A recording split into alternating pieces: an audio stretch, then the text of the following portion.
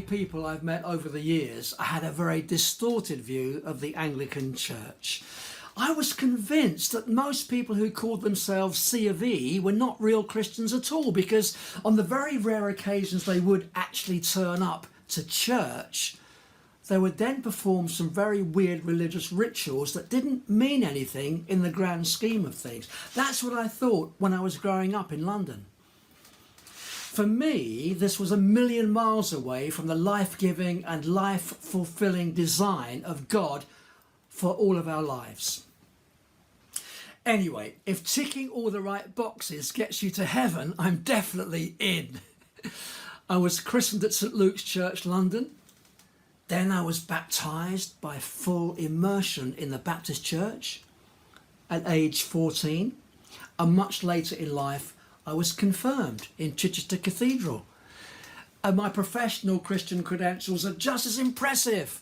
I was ordained as a Baptist minister after 4 years of rigorous academic training at Spurgeon's Theological College in London, taking exams through the London University. And then in my late 50s, I jumped ship and was ordained into the Anglican Church. Quite a journey. But of course, you and I both know that all of this doesn't guarantee me a place in heaven. God is not that impressed with my credentials. My earliest memory of real church was Chatsworth Baptist Church, where my parents ended up, my dad having found faith under the powerful ministry of Baptist minister, the Reverend Frank Goodwin. And incidentally, Frank had a profound effect on my own emerging faith as a child. His preaching was vibrant, powerful, relevant and challenging, and his prayers were spoken from the heart. No script required. It wasn't until after leaving theological training as a Baptist minister that I became aware that something extraordinary was going on in the Anglican Church, led by towering figures such as David Watson, vicar of St Michael le Belfry in York. David was one of the first ministers to welcome John Wimber, a prominent vineyard church leader from America, to the UK, bringing with him the creative and influential charismatic movement into mainstream Anglicanism. When I had the chance to attend a week-long ministers' conference led by David in York, I jumped at the chance.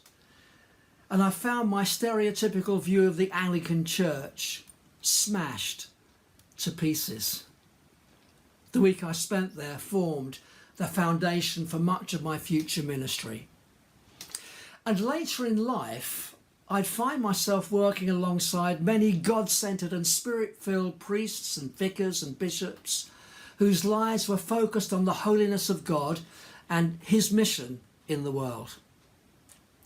However, I still struggled with certain kinds of churchmanship within the Anglican Church, and I also struggled with the many people I met who wanted their babies christened without having any sense of a personal commitment to Christ themselves, or indeed any real awareness of the promises they would make on behalf of their child. This was certainly true of my own father. When he had me christened at St Luke's Church in London, it was just a done thing. This still bothers me today. But then it happened.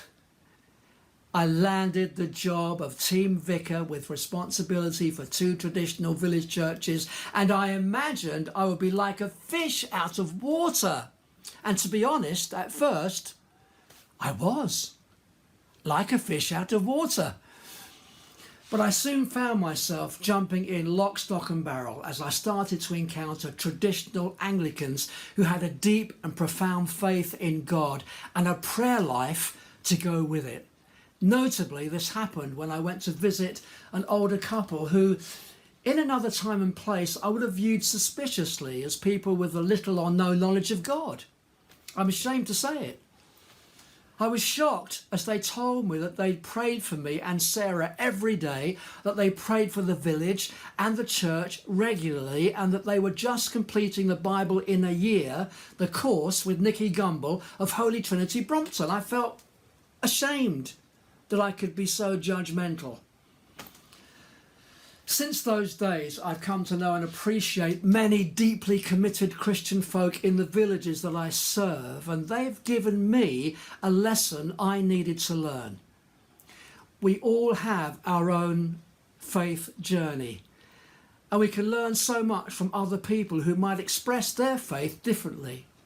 But that doesn't mean they are less spiritual or second-class Christians.